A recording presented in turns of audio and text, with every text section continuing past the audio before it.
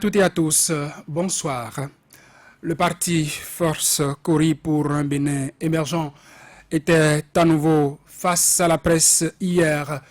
Une énième sortie pour décrypter l'actualité socio-politique au Bénin, morceau choisi. La désignation des députés devant siéger au Parlement, l'arrêté interministériel interdisant, j'allais dire, la délivrance des actes dits de l'autorité aux personnes recherchées par la justice. Évaluation des enseignants, quelques points qui ont animé cette sortie en studio ce soir pour parcourir ces points évoqués. Le service après-vente de cette sortie, disais-je en intro, Laurent Delors-Faton, bonsoir. Bonsoir, Satine Diosso. Vous êtes secrétaire à l'économie numérique de ce parti Force Kori pour un Bénin émergent. Quand on a entendu le parti FCBE sorti, beaucoup se sont dit une autre sortie des partis de l'opposition. Finalement, on semble être fatigué de ne faire que vous écouter et rien d'autre apparemment. Avant tout propos, je voudrais quand même dire un sincère merci à tous les militants qui continuent de faire le combat de l'opposition avec nous et dire aussi un merci à tous les démocrates béninois qui espèrent encore que la lutte paiera, qui pensent qu'il faut se battre pour restaurer la démocratie béninoise qui a mal depuis quelques années et qui aujourd'hui vit des moments difficiles. Et quand vous commencez par dire FCBE une fois encore sorti, quels sont dans un système démocratique les prérogatives et le rôle que peuvent jouer une opposition? Je pense que dans un système démocratique, l'opposition se bat pour faire connaître ses idées et dénoncer ce qui ne va pas dans un système. C'est d'abord ce que le système démocratique reconnaît à tous les partis de l'opposition ou bien à tous les partis. Animer la vie politique. Et pour l'animer, le système moderne a donné des moyens. Et l'un des moyens phares, ce sont les médias. Et l'opposition ne peut pas exister au Bénin et s'empêcher d'utiliser ces moyens. Ce sont d'abord les moyens les plus reconnus. Il y a d'autres moyens, mais c'est le premier moyen qu'il faut utiliser. Il faut donner de la voix, se faire entendre et faire écouter son son de cloche. Et nous n'avons que cette prérogative prioritairement. Et les jouer, ce n'est que rester dans notre couloir. Mais quand on dit, une fois encore, vous pensez, il ne sert à rien de se leurrer. Au Bénin, ceux qui sont là aujourd'hui, le combat qu'ils ont fait, ceux qui ont fait le combat de 2012 jusqu'à 2016, le combat a été surtout un combat médiatique. Et nous pensons que ce combat, nous devons aussi le faire. Si nous ne le faisons pas, nous n'avons pas notre place d'être parti politique au De 2012 à 2016, ceux-là n'ont pas fait ce combat dans les mêmes conditions. Les conditions ont changé parce que hier, ils avaient des conditions meilleures. Est-ce que vous n'avez pas tort de vouloir utiliser les mêmes méthodes dans un contexte autre? Nous n'allons pas utiliser leurs méthodes parce que les méthodes n'étaient pas des méthodes, je dirais. Vous réfléchissez, vous sortez. Non. Vous savez, je suis un média. Et je ne voudrais pas je ne voudrais pas toucher de sensibilité. Je vous comprends. Mais au résultat, on se rend compte que ceux-là, hier, ils n'étaient pas loyaux. Ceux-là, hier, ils ont manipulé l'opinion, ils ont torpillé les principes sacro-saints de la démocratie, ils ont abusé du peuple béninois. Et nous ne pouvons pas utiliser les mêmes armes qu'eux parce que nous ne sommes pas des mêmes acabis. Et quand vous évaluez les résultats que vous obtenez avec ces sorties, au fil de ces sorties, est-ce qu'il est satisfaisant? Nous ne pouvons pas dire que nos sorties n'ont pas payé parce que nos sorties ont permis quand même à ce que le 28 avril dernier, le peuple béninois a massivement boycotté les élections. Nos sorties ont permis à ce que le pouvoir en place, chaque jour davantage, voit sa popularité diminuer de manière drastique. Ce sont ces sorties qui ont fait que le pouvoir en place cherche tous les moyens pour nous empêcher de parler. Parce que si nos sorties n'avaient pas d'effet, on nous aurait laissé l'espace pour parler. On nous empêche de parler, on caporalise tous les médias et on empêche, on combat jusqu'au dernier retranchement tout opposant qui a encore le courage de se prononcer et de dénoncer ce qui se passe. Si les sorties étaient sans effet, je pense qu'on n'allait pas expulser du Bénin la plupart de ceux qui portent la voix. On n'allait pas incarcérer beaucoup d'opposants béninois. On n'allait pas incarcérer les jeunes qui portent la voix. Ce n'est pas un travail facile. Je le reconnais. C'est pour ça qu'au début de l'émission, j'ai eu une pensée pour ceux qui ont encore ce courage de parler. Avant de venir sur ce plateau tout à l'heure, je sais ce que j'ai entendu. Je sais ce que certains qui ont lu sur mon statut m'ont dit. tu as encore le courage de continuer. Si notre sortie, si notre combat, qui est un combat démocratique, n'avait pas d'effet, je pense que le pouvoir en place allait laisser la liberté démocratique s'exprimer davantage. On nous empêche d'avoir accès à ces mêmes libertés qui ont permis à ceux qui sont là aujourd'hui de jouir de leurs prérogatives, de pouvoir s'exprimer librement et de faire des actions. On nous empêche. Il est pratiquement impossible aujourd'hui de se réunir, de se rassembler, de manifester. Et il est pratiquement aussi impossible d'avoir accès à certains médias.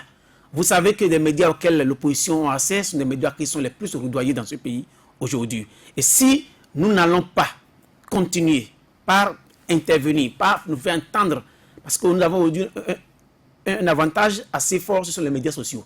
S'il n'y avait pas ces réseaux sociaux, je pense que l'opposition se serait déjà réduite à sa stricte expression. Vos différentes sorties n'ont pas empêché le pouvoir en place de continuer à implémenter, s'il faut dire, sa feuille de route, d'installer, en tout cas à cette législature de s'installer. Et à cette sortie médiatique, vous dénonciez la désignation des députés devant siéger au COSLEPI. Est-ce que quand on n'a pas réussi à être au Parlement, quand on n'a pas réussi à empêcher l'installation de cette législature, on devrait s'émouvoir de voir cette Assemblée envoyer ses représentants au COSLEPI?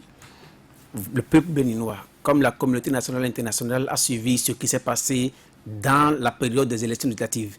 L'opposition a utilisé tous les moyens qu'elle pouvait utiliser pour que les élections ne se fassent pas à la manière dont nous connaissons aujourd'hui. On a tout fait. On a voulu, on a manifesté, on a protesté, on a fait des recours partout. Mais on n'a pas eu gain de cause parce que ceux qui sont là, ils sont des jusqu'au boutistes. Nous avons, dans un système démocratique, plusieurs moyens pour revendiquer, pour faire entendre notre voix. Ces moyens ont été utilisés, mais le Bénin nous appartient. Nous n'avons pas le droit d'abandonner le Bénin, nous n'avons pas le droit d'abandonner le peuple béninois, nous n'avons pas le droit de laisser certains qui se croient plus intelligents que nous détruire notre pays et qu'on n'agisse pas. Nous avons fait ce que nous pouvons faire pour que cette élection n'ait pas lieu. Ils les ont organisés. Ils ont installé une assemblée par la force, par la violence, ils ont installé une assemblée. Et aujourd'hui, tout le monde se rend compte d'une évidence. Ils sont dans leur propre piège. Parce que les têtes de la République ont prévu des mécanismes pour installer certaines institutions. Par exemple, quand nous prenons aujourd'hui ce à quoi nous avons fait aujourd'hui, c'est le COSLEPI, le Conseil national, le Conseil d'orientation et de supervision de la liste électorale permanente informatisée. La loi 2012-43, votée le 5 février 2013, est claire. En son article 6, la composition des membres du COSLEPI, il faut avoir 4 membres de l'opposition et 5 membres de la mouvance. Aujourd'hui, nous avons une assemblée monocolore qui n'est constituée que des membres de la mouvance. Alors qu'il y a une loi qui est là, qui dit qu'il faut avoir 4 membres de l'opposition. Mais comme ils ont voulu que l'opposition ne soit pas à l'Assemblée, nous sommes aujourd'hui devant une évidence que tout individu qui a du bon sens et qui est démocrate, qui a, je dirais, le minimum de jugeote, devrait se dire ce que nous avons fait hier nous rattrape, il faut qu'on revise la carte. Et c'est là où je dis que le chef de l'État n'est pas honnête. Non, on ne va pas dire que le président de la République n'est pas honnête. Je garde le mot, je le maintiens. Parce qu'il a dit, je ne veux pas retirer le mot. J'ai toujours l'habitude de retirer ce mot, je ne vais pas le retirer. Expliquez alors. Qu'est-ce que vous mettez dans son manque d'honnêteté? Oui, il a dit qu'il va créer un climat pour que les élections prochaines puissent bien se dérouler et que l'opposition comme la mouvance vont s'entendre pour revisiter ce qu'il faut revisiter. Même si il y a certains points sur lesquels on n'est pas d'accord, il a dit. Et la dernière fois, l'opposition s'est déplacée pour le rencontrer quand il fallait résoudre les questions liées au certificat de conformité. Mais depuis cette date, il n'a plus jamais organisé aucune rencontre. La main tendue ou le dialogue dont il était question. Est-ce pour autant qu'à l'Assemblée nationale, on doit mettre en parenthèse cette loi qui régit la s'il a dit, parce qu'il a dit dans sa déclaration qu'il va faire tout pour que le Parlement puisse revoir les lois électorales qui sont querellées aujourd'hui. Et dans ces lois électorales qui sont querellées, il y a le problème de la LEPI qu'il faut revoir. Mais si on veut penser à l'avenir, on peut encore créer un autre problème qui est supérieur à ce qu'on avait par le passé. Pourquoi voulez-vous que le président de la République aille intervenir dans ce qui se fait au Parlement? S'il ne pouvait pas intervenir, il n'allait pas dire lors de son allocution qu'il allait faire tout pour que le Parlement revisite les lois. Ça veut dire qu'il sait bien qu'il peut donner les ordres au Parlement. Il peut prendre des initiatives de loi. Il peut prendre des initiatives de loi. Mais pourquoi n'a-t-il rien fait et a laissé le délai de renouvellement de Coste Lépi arriver et que le Parlement désigne les membres et qu'il n'a rien fait? Parce que c'est cela comme par le passé on a fait, où on a attendu que le délai arrive et quand on nous met devant le fait accompli, on dit on peut rien faire, qu'on veut être républicain, qu'on veut rester l'état de la République. S'il savait qu'il ne veut pas encore créer notre crise, parce que ce qu'on veut créer maintenant, elle est tellement dangereuse, parce que tout le monde sait que ce sont les listes électorales qui sont l'instrument de tous les combats politiques. Pas pour rien que le Coste Lépi, la loi a prévu qu'il faut l'opposition à la mouvance. J'aurais en vous écoutant préféré que vous utilisez le mot sincérité que le mot honnêteté. Non. Je m'attendais à autre chose. Et là, je ne partage pas le mot que vous avez utilisé. Moi, je le rejette. Virgile, avant ça, vous avez écouté Laurent Faton qui, oui, il parle de mouvance. 5 oppositions, 4 pour aller au Coste Lépi. Avant cette émission, on en parlait encore. Il me semble que tout le monde n'a pas la même version de la loi.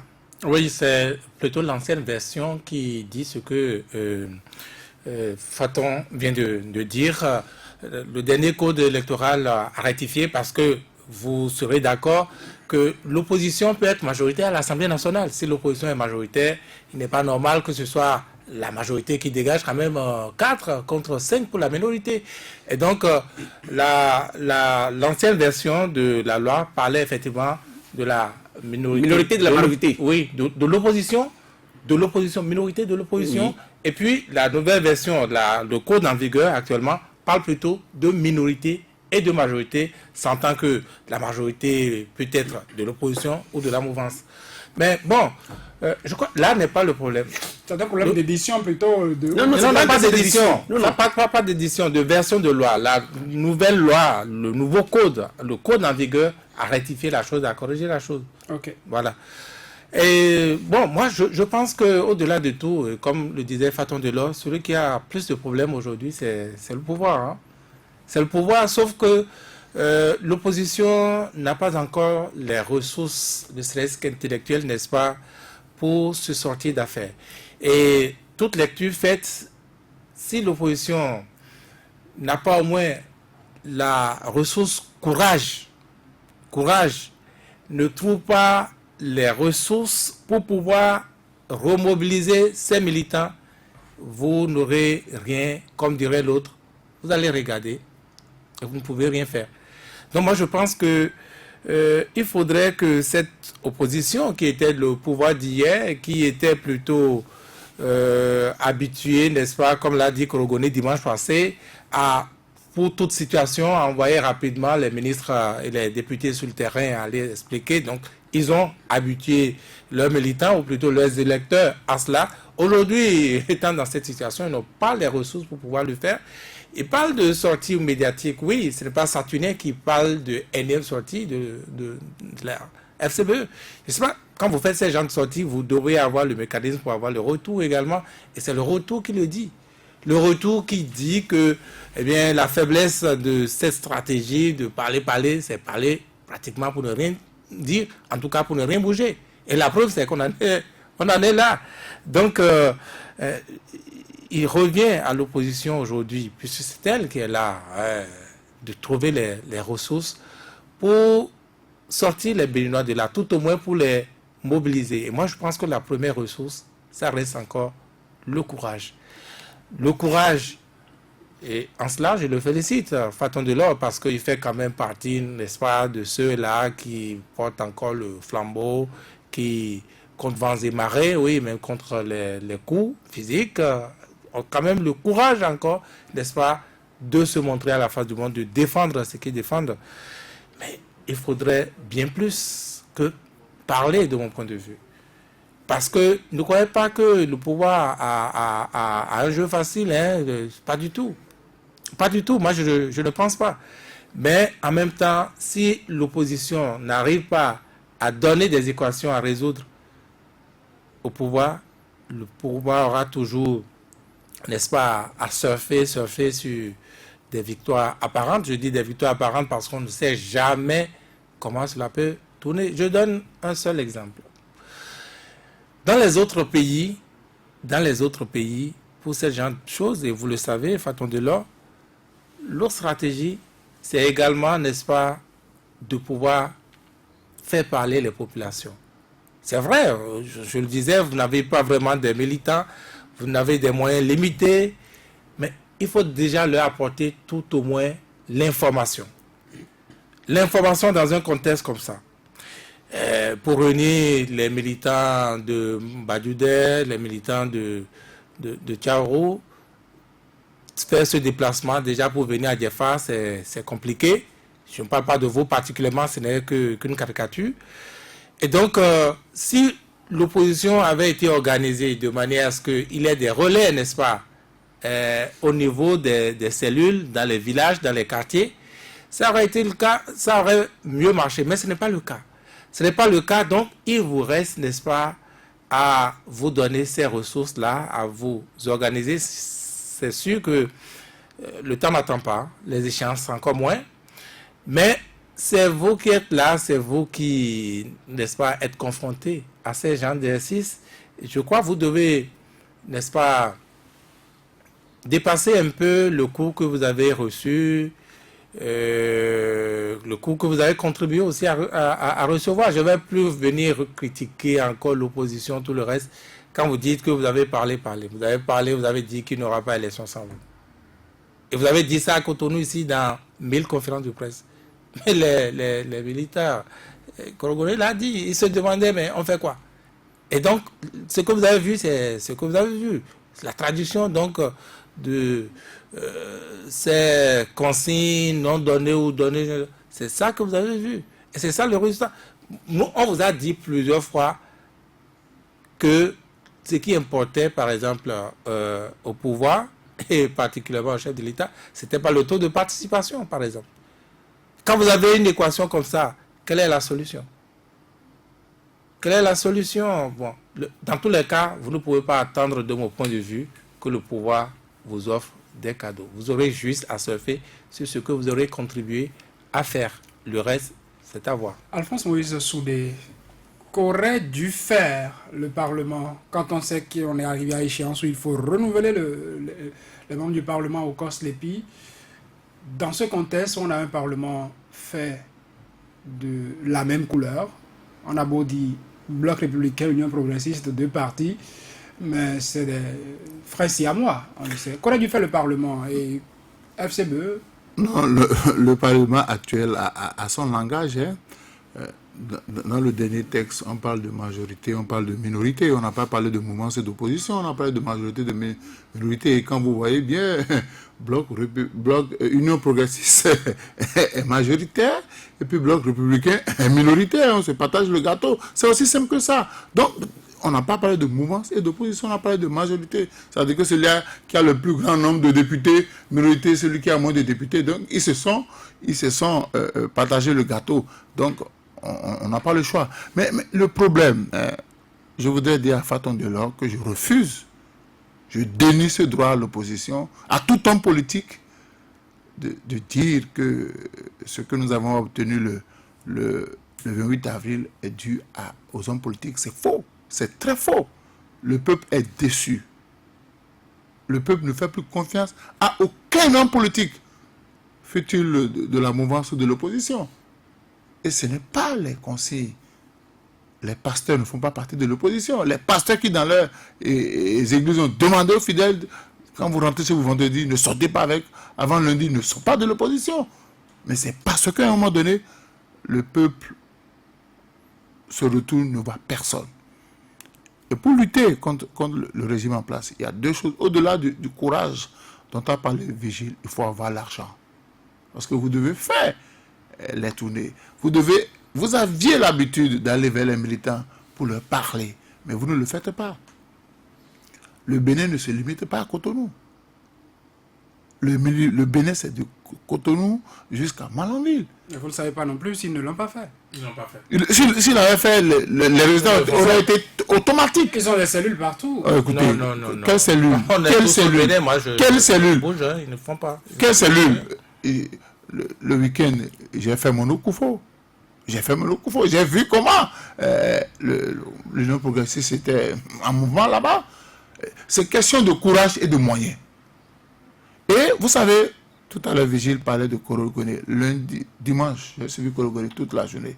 le lundi, c'était la seule chose que je suivais sur mon portable. Ce matin, il dit, le pouvoir a peur que le peuple cesse d'avoir peur. Le pouvoir a peur que le peuple cesse d'avoir peur. Et la seule entité pouvant aider le peuple à ne plus avoir peur, c'est l'opposition. Si vous abandonnez le peuple à son sort, si vous n'expliquez pas au peuple ce qui se passe, si vous n'expliquez pas au peuple ce qui se fait, vous n'avez aucune chance. Mais les autres, on parle de la mouvance, mais eux, ils parlent, ils disent ce qu'ils font. Et en l'absence d'un second son de cloche, ce qu'on entend devient parole d'évangile. On n'y doute pas. Donc il va falloir que l'opposition soit davantage présente sur le terrain. Il faut être présent parce que les gens veulent vous écouter, les gens veulent voir l'opposition. Aujourd'hui, au niveau de Corse-Lépi, on sait clair. Le français est bien clair.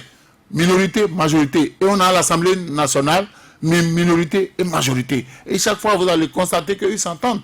C'est le bloc républicain qui a, l'union progressiste qui a toujours le grand nombre et le bloc républicain a le petit nombre. Donc ils ont leur majorité et ils ont leur minorité. Donc ils ont fini avec l'expression opposition et majorité et mouvance. Laurent Nelofaton, est-ce que cette sortie même de Force Kori Point Bénin Émergent n'est pas une sortie qui vient en retard quand vous abordez un point comme la désignation des députés devant siéger au Corse-Lépi?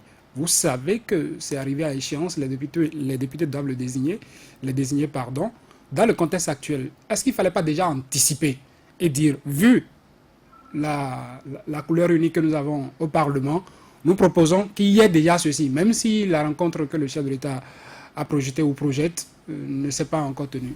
Est-ce que ne vous a pas manqué cette anticipation sur ce sujet précis, sur cette question? Avant d'en venir à la question, je voudrais d'abord dire à Vigile et à Moïse que c'est comme si ce qu'ils disent, ils disent une chose son contraire. Vous dites qu'on n'informe pas le peuple, vous dites qu'on ne va pas à la base, alors que vous savez qu'il y a plusieurs moyens pour aller à la base, pour informer. Et sortir, faire des conférences de presse, les relayer par tous les moyens, c'est aussi un moyen pour informer le peuple. Mais l'opposition est plurielle. Et chaque camp de l'opposition fait ce qu'il peut faire. Les FCBE font ce qu'ils peuvent faire à travers leur structure de base et chacun de nous individuellement aussi fait ce que nous pouvons faire pour apporter l'information au peuple. Quand il s'agit des stratégies, l'opposition dans son ensemble n'est pas dénudée de personnes bien réfléchies et de stratégies. Nous faisons ce que nous faisons. Mais et en politique... L'opposition plurielle est une opposition faible. Elle n'est pas faible. Quand on dit qu'elle est plurielle, vous connaissez quand même beaucoup de choses que l'opposition fait ensemble. Mais en dehors de tout ce que nous faisons ensemble, chaque force de l'opposition a sa stratégie et a ses militants. Et elle fait tout pour les remobiliser. Et que sur ce sujet, il n'y a pas de souci à se faire. Même si l'USL était en université de vacances, il y a quelques tournées. Les FCBE font ce que nous pouvons faire. Restons l'espoir faire ce qu'il peut faire. Chaque force de l'opposition fait ce qu'il fait sur le terrain. Le seul problème qui s'est posé et qu'il faut que le peuple comprenne, on a voulu à un moment donné que nous rentrions dans la violence meurtrière que de faire de la politique.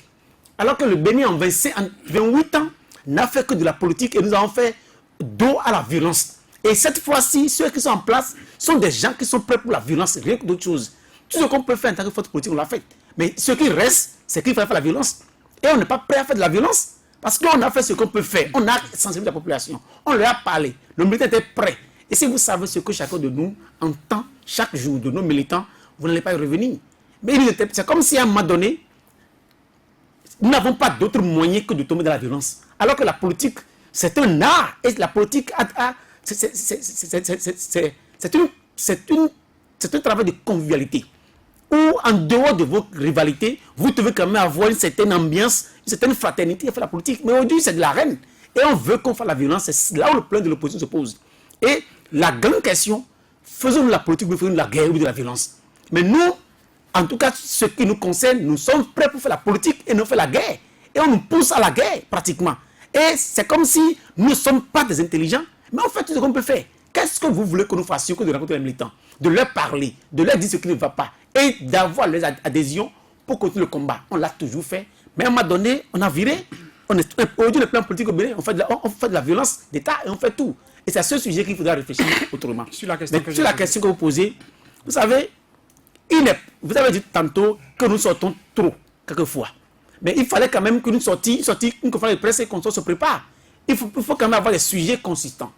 Il y avait beaucoup de sujets qui étaient en instance. J'allais vous reprocher d'être intervenu en ce moment-là, sans parler de la restitution des corps des victimes du 1er et 2 mai dernier, par exemple. C'est pour ça qu'il y a beaucoup de sujets qui sont en instance. Et à un moment donné, nous avons choisi de nous rassembler parce que, vous savez, vous connaissez un peu ce que coûte la politique et la communication politique. Et il faut quand même préparer tout. On ne peut pas sortir aujourd'hui parler d'un sujet, demain un autre sujet, après un autre sujet. Vous avez vu qu'à la sortie d'hier, il y a eu plusieurs sujets qui étaient à l'ordre du jour. Et plusieurs sujets ont été abordés. Et ce que vous dites, peut-être qu'il aurait fallu faire une conférence de presse avant de faire celle-ci. Mais nous avons jugé quand même important que pour sortir chaque fois, il faut quand même qu'on sorte pour donner du contenu et quelque chose de consistant à nos militants et aux médias. C'est pour ça qu'on a choisi sortir à un moment qu'on a jugé bon. Parce que vous savez, quand on cru que nous ne sommes pas sincères quand nous parlons, que c'est nous qui voulons la guerre. Et on a montré la bonne foi à un moment donné que nous sommes prêts à ce que le Bénin retrouve ce climat, cette ambiance de fraternité et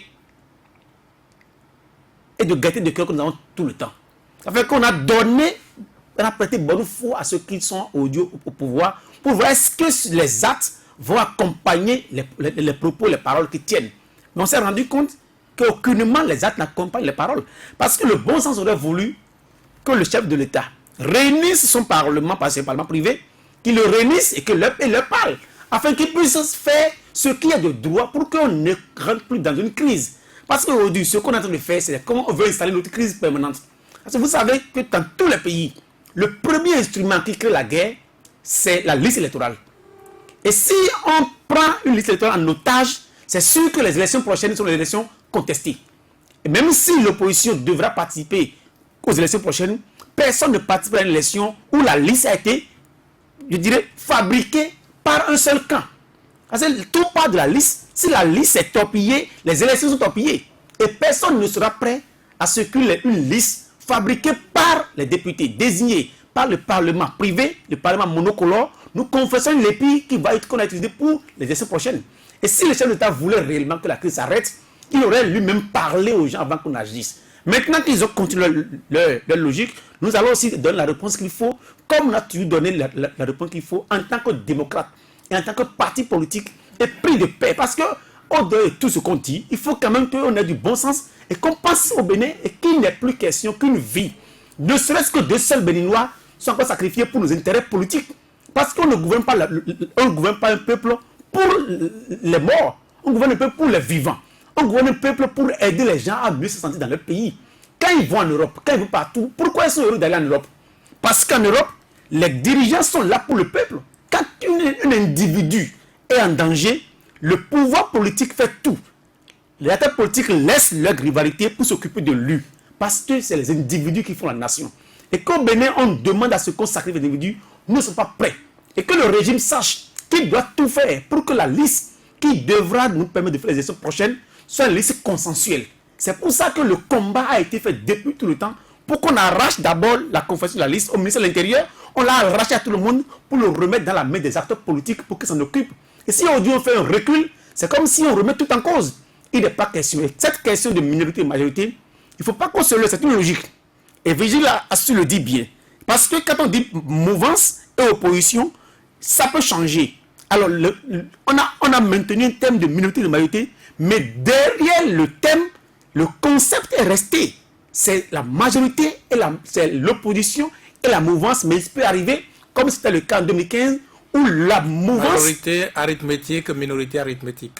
Oui, mais comme c'est arrivé en 2015, où l'opposition avait la majorité, ça veut dire que la loi, il fallait la revoir pour qu'on quitte ce concept de minorité, de majorité, d'opposition, de mouvance. Mais le concept est resté.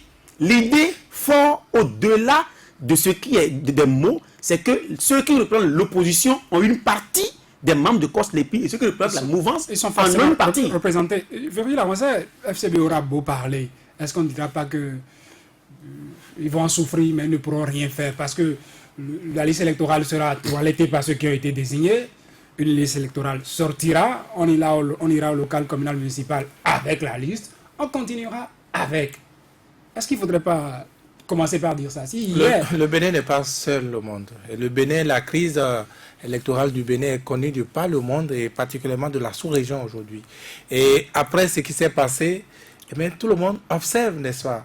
Je pense que, je dis encore une fois... est-ce que vous ne pensez pas qu'avec les dernières législatives, on a atteint ce qu'on appellera en théâtre un sommet dramatique et que plus rien ne pourrait arriver de plus grave que ça? Vigile, Si on pourrait aller pire. quand vous atteignez le sommet, il ne vous reste que la chute. Et la chute, personne ne voudrait cela. C'est pourquoi j'ai dit, le pouvoir est dans de beaux draps à travers ceci. Et moi, je pense, c'est inutile de tergiverser, je répète, il reste à l'opposition aujourd'hui de trouver les ressources, n'est-ce pas, déjà pour mettre fin à cette terreur, cette peur qui habite certains cœurs, n'est-ce pas? Si vous ne le faites pas, je ne sais pas pourquoi on parle tout le temps, on dit manifestation égale violence. Non, pas du tout. Il faut quitter ce stade-là. La manifestation en démocratie, c'est l'une des expressions, n'est-ce pas, du peuple. Et il n'y a pas que les manifestations violentes et personne, moi, à commencer par moi, ne serait pas d'accord pour des manifestations violentes. Mais pourquoi vous ne faites pas l'option, de dire au pouvoir de dire, non, le pouvoir ne vous écoute pas, ou il est, de dire à la communauté internationale à travers des manifestations Vous savez non que violentes. même les manifestations sont encadrées, même les manifestations non violentes. C'est justement Trois cela. personnes ensemble, c'est déjà suffisant pour qu'on vienne vous chercher pour attroupement non autorisé. Vous avez dit tantôt qu'il y a comme un plan qui est en train d'être déroulé. Vous avez dit, Vigile, nous avons marché pacifiquement à l'occasion des élections législatives. On a fait des marches, des marches gigantesques. Bon, Vous n'allez pas nous dire qu'on n'a pas fait des il marches. faut que j'aille fermer les yeux pour voir le bon Dieu pour intervenir pour vous. Vous n'avez pas marché un 11 mars, c'était le 11 mars, non? Je crois. Vous avez marché le 11 mars, après vous êtes allé dormir, ou vous avez essayé de marcher, après vous l'avez refusé parce que... attendez, mais pourquoi on vous a refusé de marcher? Vous savez, Faton, pourquoi on vous a refusé de marcher? Vous le savez? Nous savons bien. Mais bon, voilà, pourquoi vous voulez que ce soit le pouvoir qui vous fasse... Vous refusez de marcher, c'est déjà, n'est-ce pas, donner de l'actualité, c'est déjà poser votre problème à l'interne et à l'international. Et ça, par exemple, ça parle mieux encore que vos conférences de presse. Ça parle encore mieux à vos militants. Voilà ce qui se passe. Moi, je pense qu'il faudrait dépasser cette phase-là. Faites, par exemple, l'option de manifestation pacifique et commencez tout le temps par dire pacifique et restez vraiment pacifique quand vous oppose la violence. Par exemple, vous voulez du concret, ça c'est du concret. Elles peuvent être timides, ces manifestations au début, mais ça guérit de la peur et ça remet les gens. Vous n'avez que cela. Comment vous allez dire à l'international? Parce qu'à l'international, les gens ne savent pas encore qu'on a mis quelque chose en place qui s'appelle COSLEPI et qui est vert plus jaune, hein?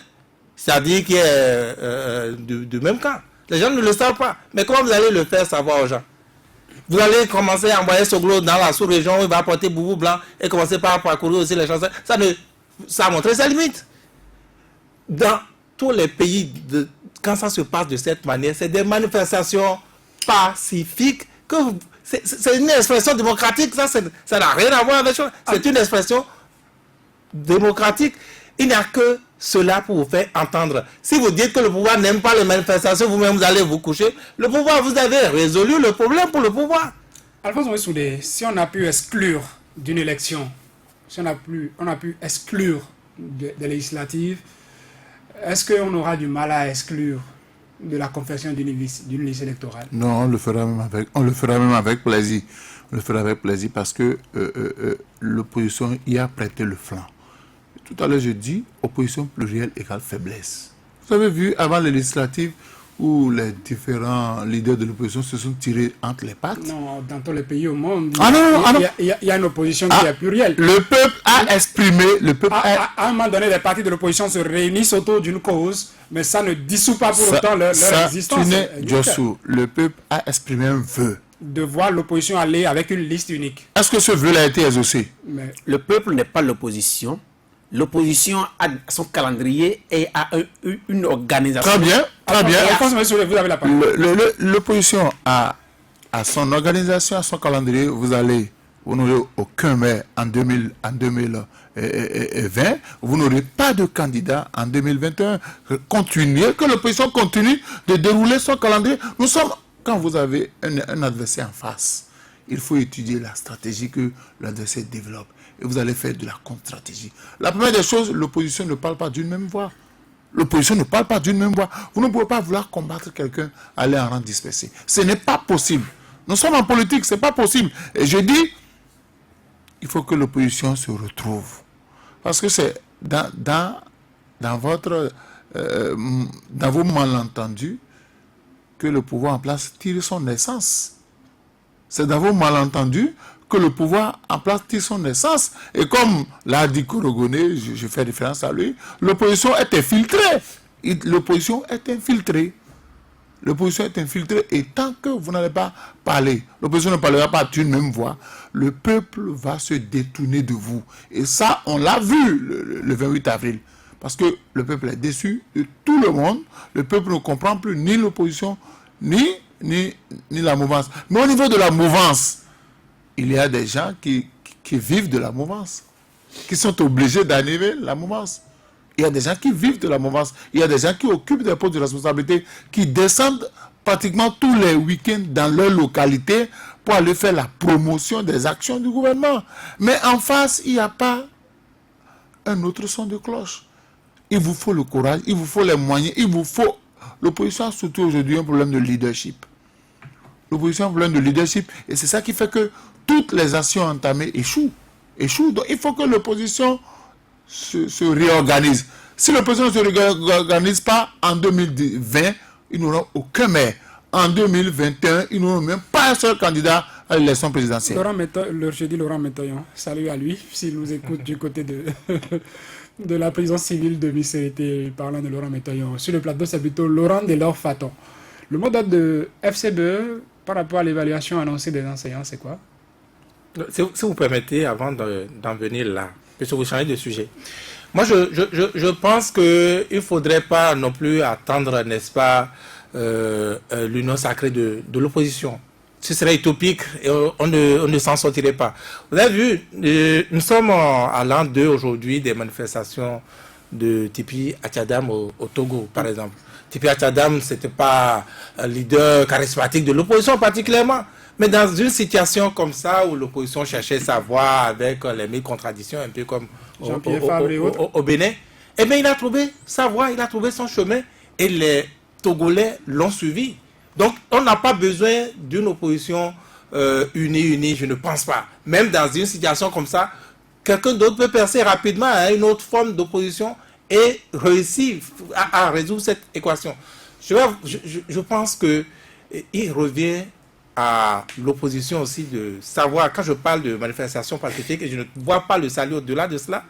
Et l'autre problème, le pouvoir qui a pu anticiper en général à travers le BMP, ces lois que vous appliquez, que vous caressez aujourd'hui, vous ne pouvez pas caresser ces genres de lois, à savoir attroupement... le code pénal. Le code pénal, attroupement...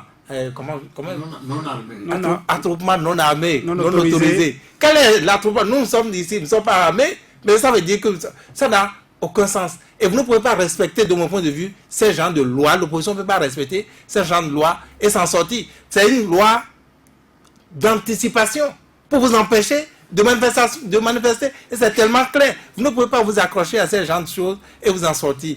Moi, je pense qu'il ne reste qu'une chose, une seule, c'est pouvoir, n'est-ce pas, même si c'est timidement, commencer par... C'est accepter d'aller remplir les prisons. C'est ce que vous dites. Mais bien sûr, vous ne pouvez pas absolument accepter d'aller remplir les prisons. Parce que l'équation qui va rester au régime également, c'est mettre tout le monde en prison. Vous descendrez dans la rue.